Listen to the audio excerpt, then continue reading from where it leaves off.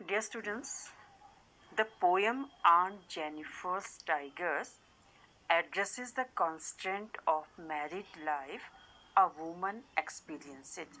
बच्चों, ये जो कविता है आंट जेनिफर्स टाइगर्स, ये एक महिला अपने विवाहित जीवन में जिन परेशानियों का सामना करती है, जिन डिफ़िकल्टीज का सामना करती है, उसके बारे में हमें बताती है.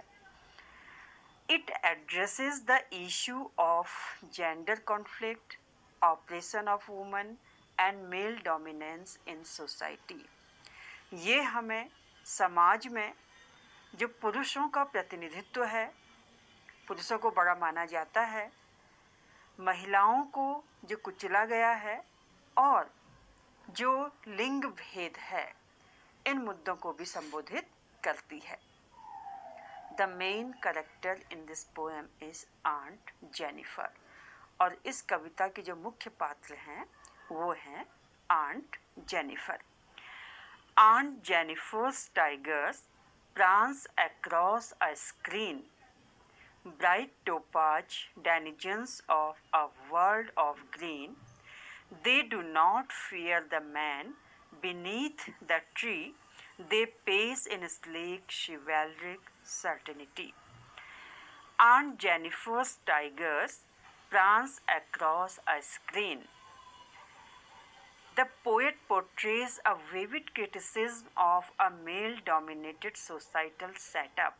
तो जैसा कि मैंने अभी आपको बताया था कि यहाँ पे कवित्री जो है, जो हमारा पुरुष प्रधान सामाजिक व्यवस्था है, उसका एक ज्वलंत समालोचना प्रस्तुत करती है. The poet is describing a lady. यहाँ पर कवित्री एक महिला के बारे में बता रही है, whom she addresses as Aunt Jennifer, जिसे वो Aunt Jennifer के रूप में संबोधित करती है, जिसे उसने Aunt Jennifer का नाम दिया है. She says, वो कहती है that Aunt Jennifer is knitting a woolen sweater. Aunt Jennifer एक ऊनी स्वेटर बिन रही हैं. She has made tigers on the panels of the sweater. और उसने स्वेटर के उस पल्ले पर, उस पैनल पर डिज़ाइन बनाया हुआ है जिसमें उसने बाघों को बनाया है. Aunt Jennifer's tigers prance across a screen. अब ये जो आंट जेनिफर के द्वारा बनाए गए टाइगर हैं, स्वेटर के पल्ले में बनाए गए जो डिजाइन किए गए टाइगर हैं, प्रांस अक्रॉस अ स्क्रीन, ऐसा लगता है कि वो एक स्क्रीन पे, इस पैनल पे क्या कर रहे हैं. प्रांस मीन्स उछलना कूदना, उछल कूद मचा रहे हैं. ब्राइट टोपाज, अब देखो यहाँ पे टोपाज मतलब होता है कि स्टोन, एक कीमती स्टोन है जिसको कहते हैं हम पुखराज, पीले रंग का होता है. तो यहाँ पर मेटाफर हमको देखने को मिल रहा है. पीले रंग की तुलना किससे की गई है? पुखराज से की गई है. Bright topaz. अब आंट जेनिफर के जो ये टाइगर हैं, ये कैसे कलर के हैं? बिल्कुल चमकीले पीले रंग के, पुखराज के जैसे हैं. Denizens of a world of green. Denizen माने हो गया निवासी, ड्वेलर. तो ये हरे भरे जंगल के निवासी हैं. वो अपनी एक दुनिया बुन रही है जिसमें उसने किसको दर्शाया गया है? टाइगर को उसने दर्शाया है. They do not fear the man beneath the tree. अब आंट जेनिफर के द्वारा जो बनाए गए टाइगर हैं, और टाइगर का एक नेचुरल क्वालिटी भी है, नेचुरल गुण भी है कि वो फियरलेस होते हैं, उनमें डर का भाव होता ही नहीं है. तो ये जो उनके द्वारा बनाए गए बाघ हैं, ये पेड़ के नीचे जो इंसान खड़े हैं, उन इंसानों को देखकर भी वो नहीं डर रहे. They pace in sleek chivalric certainty. वे बढ़ते हैं, बने ठने हैं और बड़ी शान से, बड़ी निश्चितता से, बड़ी श्योरिटी से उन्हें जो करना है उस काम को बड़े आत्मविश्वास से वो वहाँ पर चहलकदमी कर रहे हैं. तो उसके द्वारा जो बाघ हैं वो फियरलेसली लीपिंग और प्रांसिंग कर रहे हैं. They appear bright yellow like topaz. They are the dwellers of the green forest. They are fearless. They do not fear the man standing under the tree. They walk up and down with confidence, elegantly and boldly. तो ये उनके द्वारा बनाए गए जो बाघ हैं उनके बारे में यहाँ पर बताया गया है। अब बाघ जो है यहाँ पर एक प्रतीकात्मक अर्थ को प्रस्तुत करते हैं। The tiger symbolize the free spirit of liberation, स्वतंत्र होने की उस भावना को ये प्रकट करते हैं।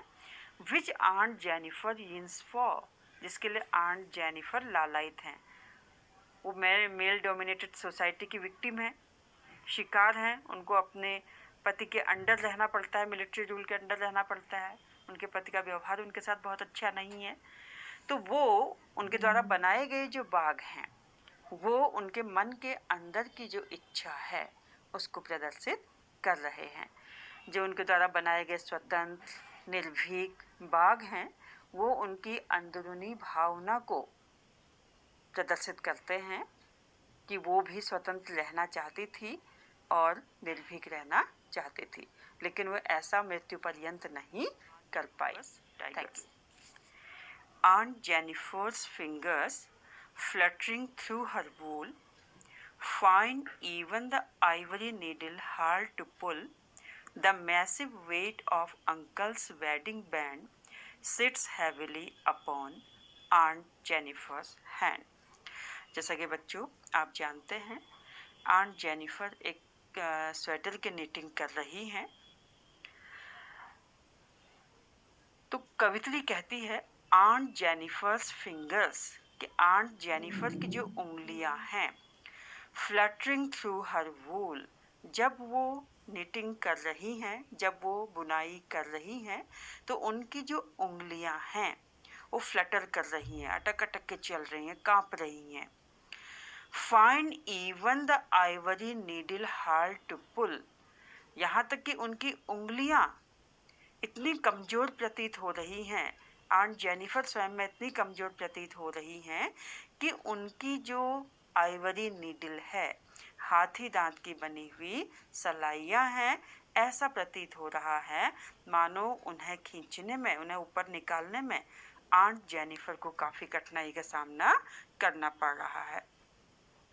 As we all know, Aunt Jennifer is knitting a woolen sweater, but her fingers are moving with a light, irregular motion.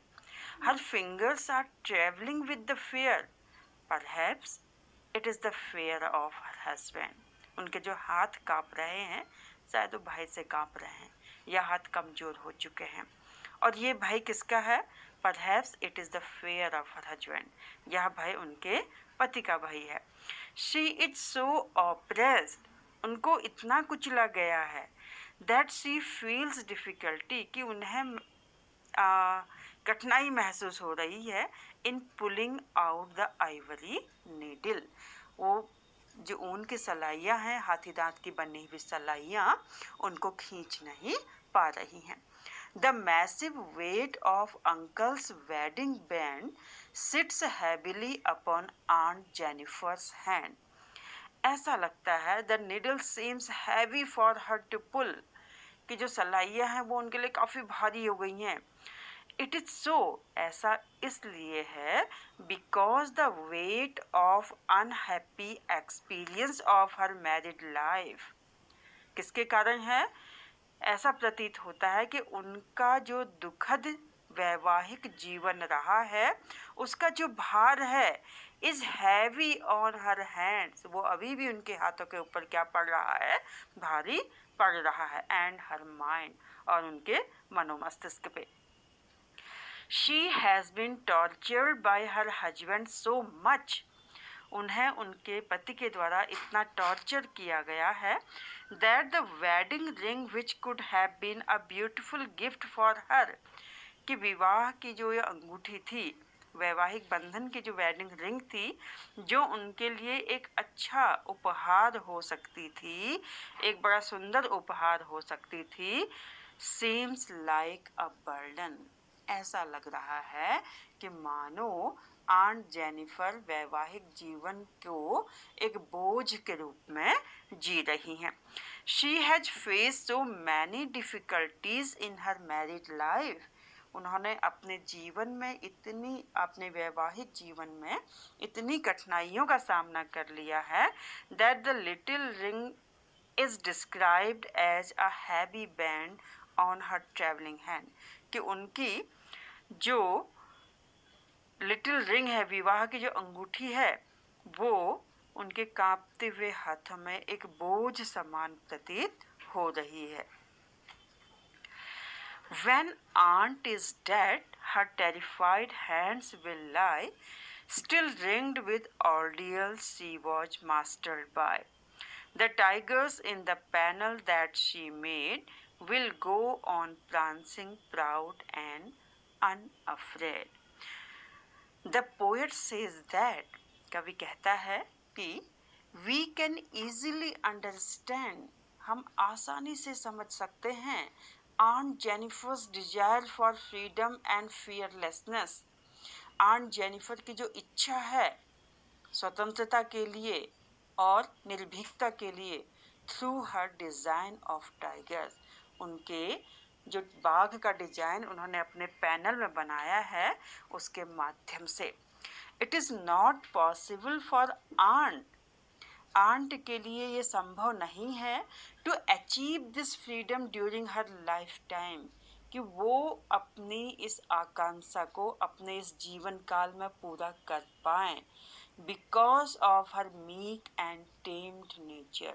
क्योंकि उनका जो व्यवहार, उनका जो स्वभाव है, उनका जो नेचर है, वो काफ़ी दब्बू टाइप का है, वो डरी सहमी सी रहती हैं. She has been unable to revolt against the inhuman behavior of her husband. उनके पति का जो inhuman behavior है, अमानवीय व्यवहार है, उसके विरुद्ध वो आवाज़ उठाने में अपने आप को असमर्थ पाती हैं. तो कवि कहता है when aunt is dead, कि जब आंट की मृत्यु भी हो जाएगी, her terrified hands will lie still ringed with ordeals she was mastered by.